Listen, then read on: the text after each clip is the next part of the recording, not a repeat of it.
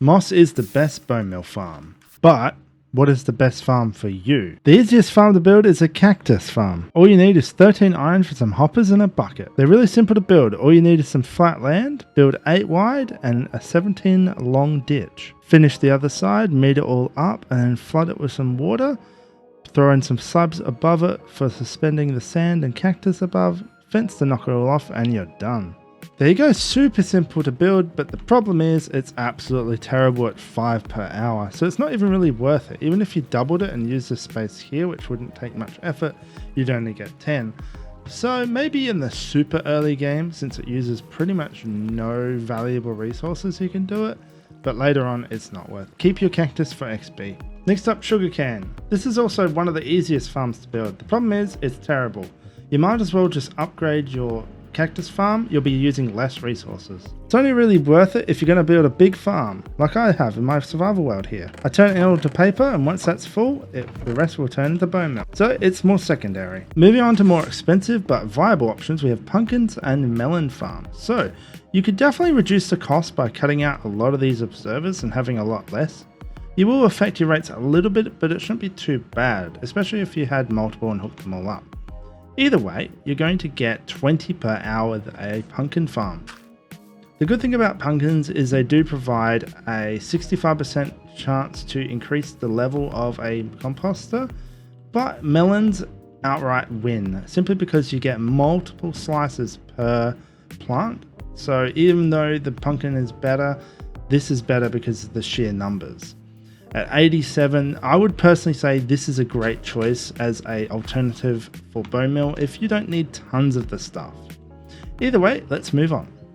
The last choice of the simpler options are villagers. Depending on who you are, you may find villagers incredibly annoying to deal with or much easier than a pumpkin and melon farm.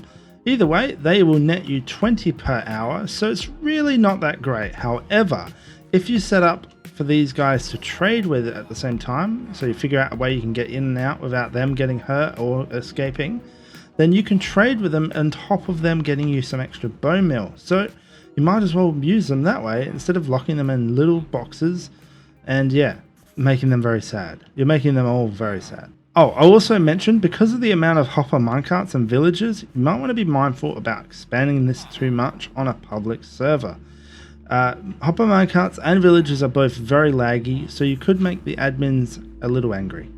It may have been a little obvious, but a spawner with only 10 layers is one of the best choices.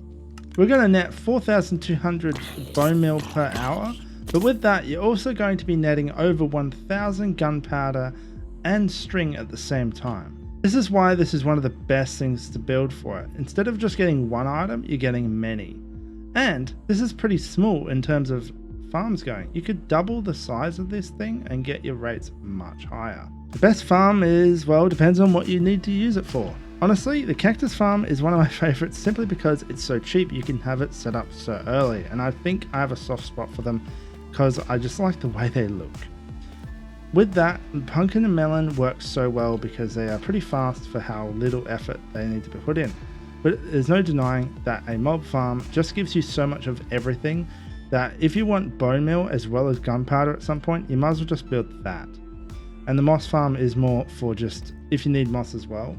But don't forget that you can double up your farms like I do with my sugarcane. You could have your pumpkin and melon farms producing pumpkin and melons for your trading with villagers, but if it overflows, what are you going to do? You're going to have messy pumpkins everywhere or just wasted items. Instead, set up a way for it to bone meal anything that's over the limit. Therefore, you've got stuff being made when you've let it go on too long. Either way, I am almost at 1,000 subscribers, so like and subscribe if you found this video helpful. I would love to get 1,000 before Christmas. So let's try and get that to happen. Either way, thank you for watching and ciao.